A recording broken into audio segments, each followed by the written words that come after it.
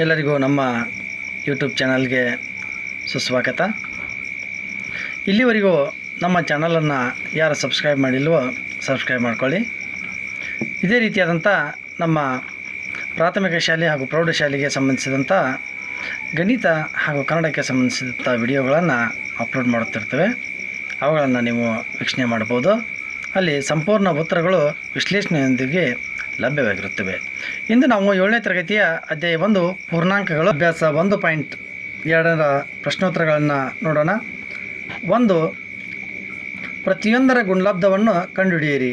1ರಲ್ಲಿ ಎ 3 ಗುಣಾಕಾರ 1 -1 −3 ಅಂದರೆ ಪ್ಲಸ್ ಇಂಟು ಮೈನಸ್ ಸಂಕೇತ ಇಲ್ಲಿ ಬರುತ್ತೆ. ಇಲ್ಲಿ ಮೈನಸ್ ಇದೆ, ಇಲ್ಲಿ ಏನಿಲ್ಲ ಅಂದರೆ ಪ್ಲಸ್ ಇರುತ್ತೆ. ಪ್ಲಸ್ ಇಂಟು ಮೈನಸ್ ಆಗುತ್ತೆ.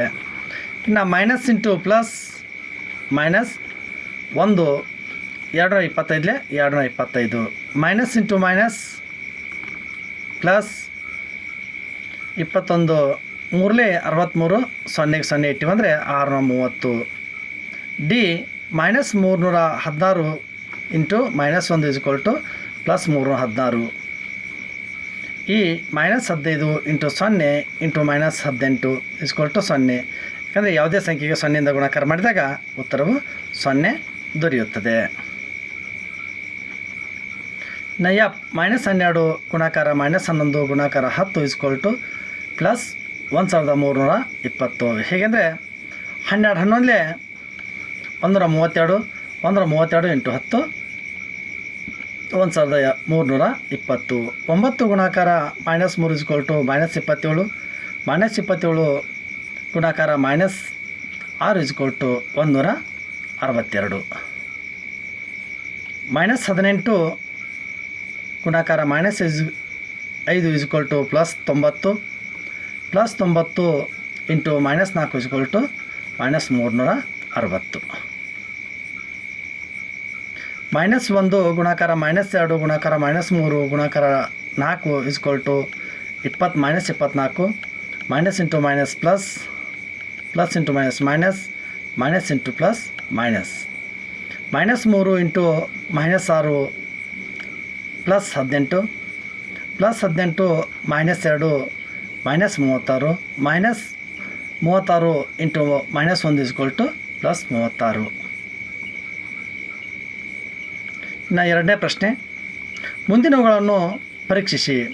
ನೋಡಿರಿ, 18 ಗುಣಾಕಾರ ಚೌಕಾವರ್ಣ 7 ಪ್ಲಸ್ ಬ್ರಕೆಟ್ -3 ಬ್ರಕೆಟ್ ಕಂಪ್ಲೀಟ್ ಚೌಕಾವರ್ಣ ಕಂಪ್ಲೀಟ್ ಇದನ್ನು ಡಿವೈಡ್ ಮಾಡಿದಾರ.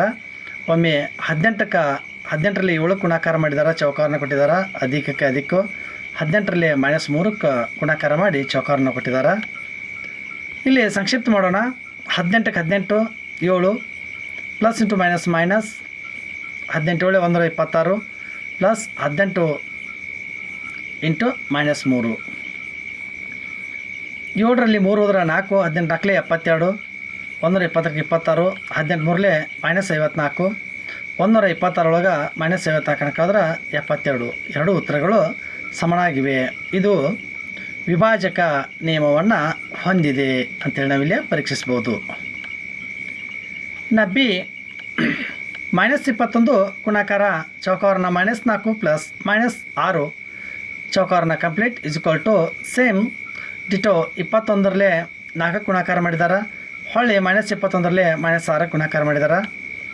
-21 ಗುಣಾಕಾರ -4 -6 ಅಂದರೆ ಇಲ್ಲಿ ಪ್ಲಸ್ ಇಂಟು ಮೈನಸ್ ಆಗುತ್ತೆ. ಇವು 2 ಮೈನಸ್ ಇರೋದ್ರಿಂದ ಇದು -10 ಕೂಡಿಸಿ ಮೈನಸ್ ಚಿಹ್ನೆಯನ್ನು ಇಡಬೇಕು.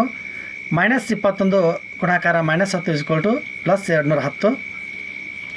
ಇನ್ನು -21 ಗುಣಾಕಾರ -4 ಪ್ಲಸ್ -21 ಗುಣಾಕಾರ -6 ಮೈನಸ್ ಇಂಟು ಮೈನಸ್ ಪ್ಲಸ್ 84 21 4 84 21 126 2 ಕೂಡಿಸಿದರೆ 210. ಇದು ವಿಭಾಜಕ ನಿಯಮವನ್ನು ಹೊಂದಿದೆ ಅಂತೇಳಿ ನಾವಿಲ್ಲಿ ಪ್ರತಿಪಾದಿಸ್ಬೋದು. 3. ಯಾವುದೇ ಪೂರ್ಣ ಸಂಖ್ಯೆಗೆ ಪೂರ್ಣಾಂಕ ಎಗೆ -1 ಗುಣಾಕಾರ ಎ ಯಾವುದಕ್ಕೆ ಸಮ ಅಂತ ಕೇಳಿದಾರೆ.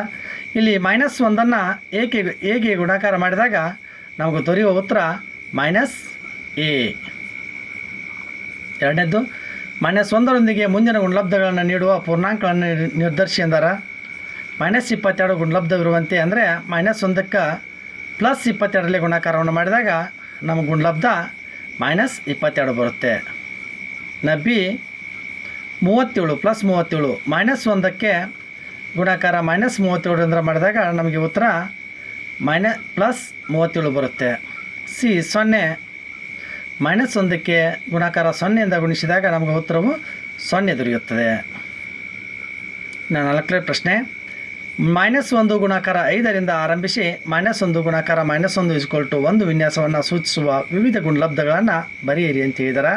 ಇಲ್ಲಿ ನೋಡಿ ವಿದ್ಯಾರ್ಥಿಗಳೇ, -1 ಗುಣಾಕಾರ 5 -5, -1 ಗುಣಾಕಾರ 4 -4, -1 ಗುಣಾಕಾರ 3 -3, -1 ಗುಣಾಕಾರ 2 -2, -1 ಗುಣಾಕಾರ 1 -1, -1 ಗುಣಾಕಾರ 0 0, -1 ಗುಣಾಕಾರ -1 1, -× -+1 ಆಗುತ್ತೆ.